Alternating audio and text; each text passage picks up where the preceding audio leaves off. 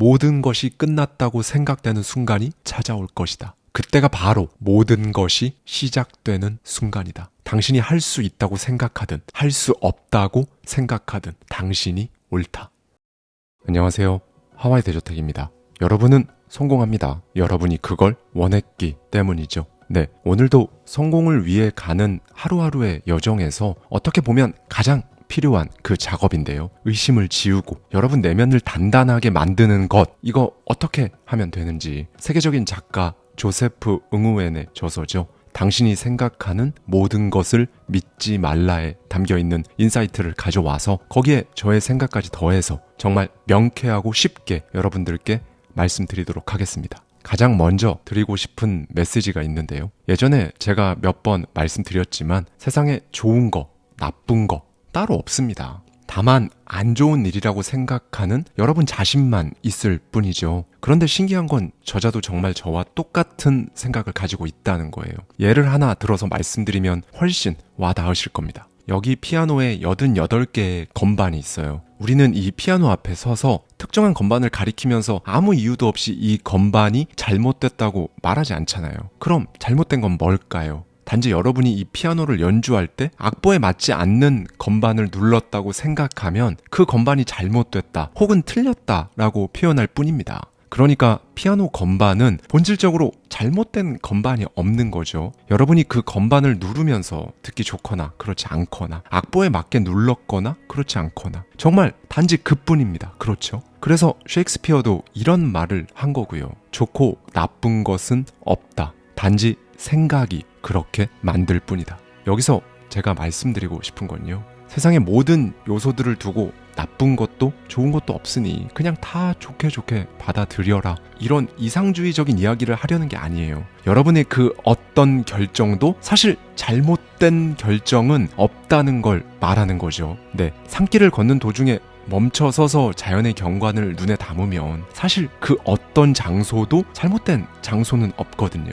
우리 인생도 똑같다는 겁니다. 인생이라는 이 과정에서 설령 여러분 손으로 직접 한 어떤 결정이 여러분을 수렁으로 끌고 갔어도 시간의 좌표 안에서 그때만 그럴 뿐 멀리서 보면 그 결정이 결코 나쁘다고 딱 단정지어서 말할 수 없다는 거예요. 과거에 저 역시 그랬어서 이 부분을 정말 꼭 말씀드리고 싶어요. 예전에 전 재산의 신용대출까지 끌어다가 남의 말만 듣고 돈 다 넣었고 사기 당했을 때 그때 저는 진짜 인생 끝난 줄 알았어요.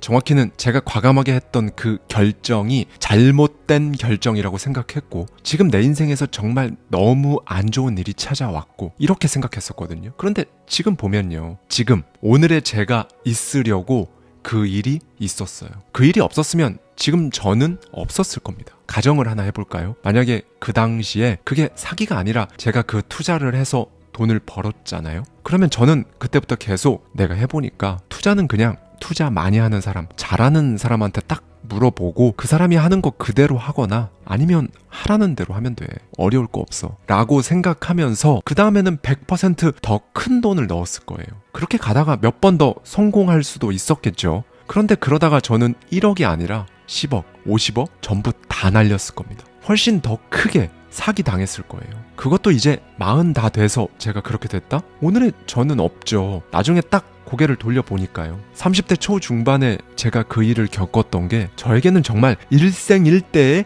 다시 없을 기회였던 겁니다. 이 부분을 저는 항상 말씀드리고 싶었어요. 여러분, 이것만 기억하셔도요. 정말 늘 옳은 걸 골라야 한다는 그 압박에서 좀 벗어날 수 있습니다. 그리고 무엇보다 정말 많은 분들이 눈앞에 피아노 건반 88개가 있는 줄도 모르고 안다고 해도 감히 눌러볼 생각을 못한 채 살다가 가는 경우가 너무 많거든요. 이게 왜 이러냐면요. 대부분은 이걸 누를까 말까 분석하는데 시간을 다 보내요. 이 부분에 대해 저자는 중요한 이야기를 합니다. 사람들 대부분은 지금 무엇을 해야 할지 이미 속으로 알고 있다. 여러분은 이미 살아온 그 수십 년의 시간 동안 알게 모르게 건반을 두드려 왔습니다. 그런데 여기서 안타까운 포인트가 나오는데요. 그렇게 쌓인 여러분 안의 직관, 지혜는요. 세상의 모습을 드러낼 기회 자체가 없었다는 거예요. 그리고 더 큰 문제는요. 대부분 나의 이 직관이 맞나? 그러니까 이 직관의 가부를 바깥 세계에서 끊임없이 확인받으려고 한다는 겁니다. 나의 직관을 믿지 못하니까요. 번뜩이는 생각, 그렇게 해야겠다는 마음이 들어도 보통은 일단 멈추고 외부의 의견을 막 수집합니다. 그렇죠. 자기 직관을 믿지를 못해요. 저자도 이렇게 말합니다. 내 안에 직관이 떠오르는 순간 온갖 부정적인 감정이 떠오르기 시작하고 수많은 사람의 엇갈린 견해로 마음이 황폐해진다. 네, 여러분, 무엇을 하고 싶은지 그걸 진짜 제대로 아는 사람은 오직 여러분 자신이거든요. 그건 아무도 알려줄 수가 없어요. 방향을 선택하도록 돕는 멘토가 있을 수는 있죠. 그리고 진정한 멘토, 제대로 된 멘토라면요, 여러분에게 직관의 소리에 귀를 기울이라고 말해줘야 합니다. 여러분 인생은 여러분이 직접 선택해야 한다는 그 선택권이 사실은 여러분에게 있다는 걸 알려주는 게 진짜 멘토죠. 이걸 해. 이게 너한테 맞아. 다들 이거 하잖아. 남들이 다 하는 데는 이유가 있어. 이렇게 딱 집어서 이런 식으로 살아가라고 소위 찍어주는 사람에게 귀 기울이지 마세요, 여러분. 여러분 인생인데 다른 사람한테 운전해달라고 하는 거랑 똑같잖아요. 그 사람이 어디로 여러분을 데리고 갈지도 모르는데요. 그러다가 도착했는데 여러분이 원하는 장소가 아니면 그땐 그 사람을 원망할 자격 자체가 없는 거예요. 운전대를 맡긴 건 여러분이니까. 그러니까 대리운전을 맡기면서 기사님한테 집이 아니라 아무데나 가주세요 하는 거랑 똑같습니다. 여러분 안에 있는 그 직관은 망가지고 여러분 인생은 여러분 인생이 아닌 게 되는 겁니다. 이 부분에 대해 저자는 이런 말을 전합니다. 많은 사람이 본인이 내린 선택을 후회하는 이유는 무엇을 해야 할지 내면 깊숙한 곳에서 알고 있었음에도 이를 무시하고 다른 사람의 조언이나 의견에만 귀를 기울였기 때문이다. 여러분, 똑똑한 사람과 현명한 사람, 이 둘의 차이가 뭘까요? 똑똑한 사람은 주변을 돌아봅니다. 그리고 현명한 사람은 내면을 들여다봐요. 자, 여기서 저자는 굉장히 중요한 질문을 던집니다. 당신이 꿈꾸는 이상적인 연간 수입액은 얼마인가? 이 질문을 듣고 여러분 내면에서 특정 금액이 자연스럽게 떠올랐을 겁니다. 그렇죠? 그럼 그 금액에 대한 감정도 느껴보세요. 그리고 한 30초에서 60초 정도 시간을 할애해서 마음속에 떠오른 그 답에 대해 조금 더 생각하잖아요. 그럼 이제 보통은 이런 생각이 들어요. 그 금액을 어떻게 만들지? 와 같은 것들이죠. 그 금액에 관한 생각이 꼬리에 꼬리를 물고 일어날 겁니다. 그리고 이런 생각이 계속 이어졌을 때 드는 감정이 정확히 뭔지 여기서 딱 그 감정을 정의해 보세요. 여러분, 제가 제일 처음에 여러분께 1년 동안 얼마나 많은 돈을 벌고 싶은지에 대해 물었을 때 그때 아마 여러분 마음속에선 몇 초 만에 대답이 떠올랐을 거거든요. 그런데 그 다음 그 대답에 대해 30초에서 60초 정도 생각해 보라고 했을 때 그때 여러분 내면에서는 어떤 일이 일어났나요? 사람은 보통 가장 처음 마음속에 떠오른 1차 생각에 대해 2차로 생각하기 시작하면서부터 바로 여기서부터 이제 마음이 오르락내리락 하거든요. 그렇게 의심이 피어오르는 겁니다.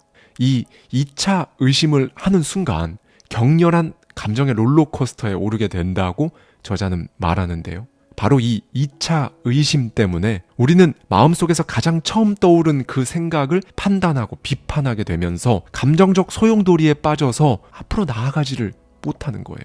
여러분의 이상적인 연간 수입액, 그 금액에 대해 떠올렸을 때 그 1차 생각 자체는 소위 중립적이거든요. 여러분에게 아무런 감정적 동요를 일으키지 않았을 거고요. 그런데 이 1차 생각을 의심하기 시작하면 자기회의, 불안감, 뭐 이런 여러 감정을 경험하게 되는 거예요. 사람이 겪는 모든 괴로움의 근원은 의심, 그 의심으로 인한 걱정, 두려움, 바로 이것 때문이잖아요. 지금 말씀드리는 수입액뿐만 아니라요. 사실 그 밖의 모든 것들에 대해 여러분이 느끼는 의심, 걱정, 두려움, 소위 이런 불쾌한 기분을 느끼는 건요. 중립적인 1차 생각에 대해 의심해서 그래요.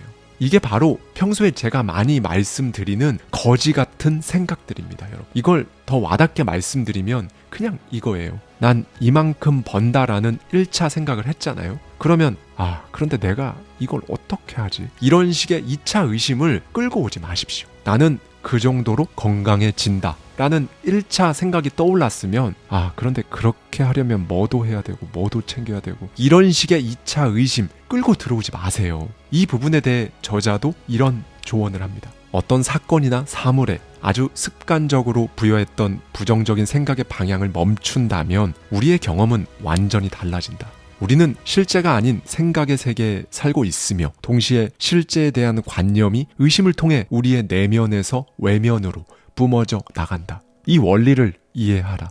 모든 심적인 괴로움에서 근원을 발견하라. 우리가 겪는 괴로움의 근원은 각자의 의심 행위다. 네, 여러분. 사실 인생을 바꾸고 세상을 바꿨던 모든 생각들은요, 최초에 자연스럽게 떠올랐던 이 1차 생각들이었습니다. 반면에 2차 의심은요, 모든 위대한 것들이 세상에 너무 많이 쏟아져 나오는 걸 통제하는 거라고 이해하셔도 좋아요. 의심을 걷어보십시오. 다시 한번 말씀드립니다. 이 거지 같은 2차 의심 딱 찾아오면요, 딱 끊어내보세요.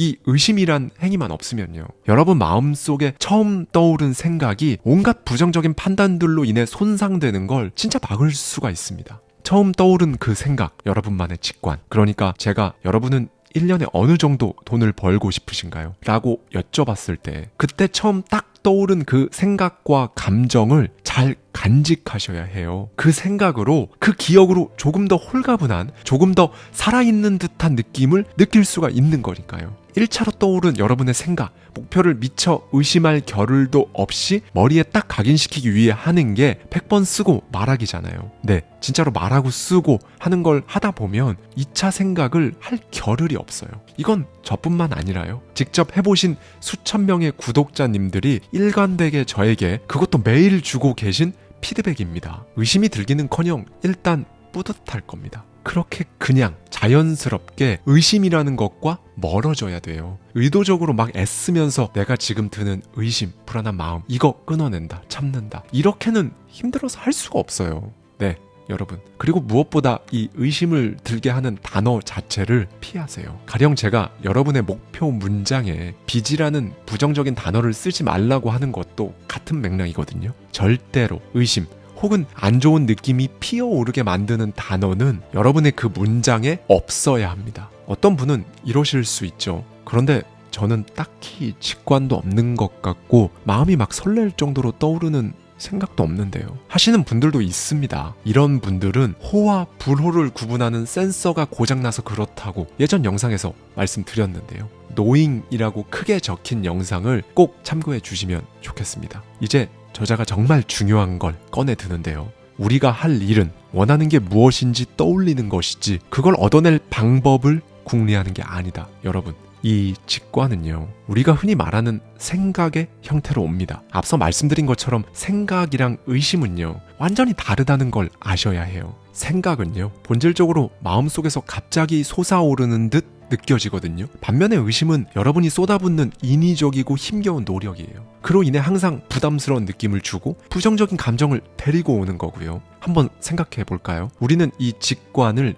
예측하지 않잖아요. 그냥 그 생각이 떠오르면 그렇게 하는 거죠. 이 직관을 가지고 막 이걸 했을 때 어떻게 되지? 이러지 않잖아요. 가령 커피숍에서 어떤 사람한테 말을 걸고 싶어졌어요. 그 생각이 딱 떠오르는 순간 말을 걸어서 좋은 인연이 된다든지, 아니면 갑자기 친구 생각이 나서 전화를 걸었는데 그 친구의 마음 상태가 지금 여러분에게 꼭 필요한 상황이었던지, 이런 건 다 직관이 하는 거거든요. 그리고 이런 식으로 예측 없이 직관을 따랐을 때 여러분의 주변 공기, 상황이 달라진다는 겁니다. 결국 우리 직관은요, 우리가 뭘 해야 할지 정확히 알고 있다는 거예요. 직관을 따랐을 때 눈에 보이지 않던 가능성이라는 게 이제 점점 뭉쳐지면서 형상화되고, 그러다가 실제로 현실에 여러분 눈앞에 나타나는 거예요. 우리가 부르는 현실이라는 건요, 애초에 다 가능성이라는 것들이 이렇게 솜사탕처럼 뭉쳐져서 만들어진 겁니다. 그런데 사람들은 왜 이 직관에 귀 기울이지 않을까요? 이 질문에 대한 답은 고인이 된 틱나탄 스님이 생전에 했던 말로 대신하겠습니다. 사람들은 괴로움을 내려놓기를 어려워한다. 미지의 것에 대한 두려움 탓에 익숙한 괴로움을 선택하는 것이다. 네, 여러분, 우리는 인간이잖아요. 미지의 것을 두려워하는 건 본능이고요. 앞으로 어떤 일이 벌어질지 내다볼 수 없다는 이유로 불안해하는 건 지극히 완전히 정상입니다. 진심으로 생존이 위협받던 시절엔 이 본능이 진짜 필수였어요. 아직 저 큰 산 너머에 뭐가 있는지 모르던 원시 시대에 그 거대한 산을 넘어간다는 건 죽음과 직결되는 문제였죠. 아직 가본 적 없는 바다 너머로 새로운 땅을 찾아 배를 타고 나서는 것도 마찬가지였고요. 그런데 지금은 이렇게 우리 생존이 직접적으로 위협받는 세상이 아니거든요. 다만 우리 본능에는 여전히 이 의심 그리고 불안이 그대로 새겨져 있을 뿐이고요. 네, 여러분이 원하는 인생을 선택하며 사는 것, 이게 성공이죠. 무조건 부자가 되는 것만 성공이 아닙니다. 제가 일관되게 말씀드리는 성공은요, 여러분이 원하는 삶을 누구와 언제 어디서 무엇을 어떻게 왜, 이걸 여러분이 직접 선택하는 자유를 의미합니다. 그런데 그렇게 하려면 경제력, 돈이 필요하잖아요. 그래서 제가 성공을 말할 때 부에 대해서도 많이 말씀드리는 이유입니다. 이게 싫다는 분들이 계시다면 이거랑 똑같습니다. 사냥에서 하루하루 생존을 이어가야 했던 원시 시대에 사냥이 중요하지 않다고 말하는 거예요. 농경사회에 살면서 농사 얘기 좀 그만하라고. 인생에서 농사 말고도 중요한 게 얼마나 많은데 라고 얘기하는 겁니다. 이제 수렵과 채집의 시대, 농경 시대 다 지났죠. 자본주의 사회입니다. 여러분, 오늘은 이 문장을 꼭 기억해 주셨으면 좋겠어요. 우리가 무엇을 원하는지만 알면 된다. 그것을 어떻게 얻어낼지는 알 필요가 없다. 시작하기 전에 처음과 끝을 모두 다 봐야 한다고 생각하지 마세요. 원래 그렇게 다 안 보입니다. 원하는 삶을 위해 여러분이 나아가는 그 길을 야간 운전하는 겁니다. 헤드라이트는 기껏해야 전방 100m 정도밖에 비추지 못하거든요. 그런데 우리는 그 헤드라이트로 서울에서 부산까지 갈 수 있잖아요. 뉴욕에서 LA까지 갈 수 있습니다. 그리고 그 헤드라이트는 바로 여러분의 직관이고요. 뭘 원하는지, 정말 이것만 정확히 알고 있다면 이제 어떻게 해 나아갈지는, 어떻게 할지는 여러분의 직관이 알려줍니다. 저자도 이렇게 강조해요. 마음속에서 두려움이 생겨나는 이유는 당신의 의심이 두려움 주위를 맴돌기 때문이다. 두려움을 느끼고 있다는 사실을 스스로 알아차리고 그 감정을 유발하는 것이 결국 사실이 아니라 의심일 뿐임을 이해한다면 그 환상은 사라진다. 여러분, 환상은 다른 게 아닙니다. 두려움이 환상이죠. 네, 기회라는 고속도로에 올라타셔야죠. 기회는 선명하게 멀리서부터 보이지 않는다는 걸 기억하시고요. 소설가의 공부를 쓴 작가 루이스 라무르는 이런 말을 했는데요. 모든 것이 끝났다고 생각되는 순간이 찾아올 것이다. 그때가 바로 모든 것이 시작되는 순간이다. 헨리 포드가 한 말 중에 제가 굉장히 좋아하는 말이 하나 있어요. 당신이 할 수 있다고 생각하든 할 수 없다고 생각하든 당신이 옳다.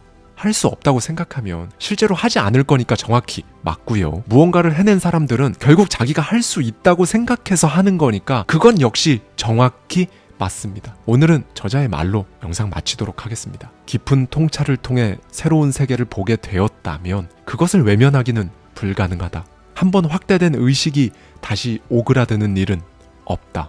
당신은 때로 그 사실을 깜빡하고 다시 의심을 시작하면서 괴로움에 빠져들 수도 있겠지만 그 통찰에 대한 기억을 되살리자마자 나라는 존재를 되찾을 것이다. 진리는 항상 단순하며 복잡함은 당신을 진리에서 멀어지게 할 뿐이다. 내면의 고요한 직관에 지혜에 귀 기울여라. 마음에 오가는 의심을 내려둬라. 결국 답은 내 안에 있다는 사실을 주변에 전하려고도 하지 마라. 그럴 필요조차 없다. 왜냐하면 사람들은 당신이 예전과는 달라졌다는 사실을 곧바로 알게 될 것이니까. 감사합니다. 지금까지 하와이 대저택이었습니다.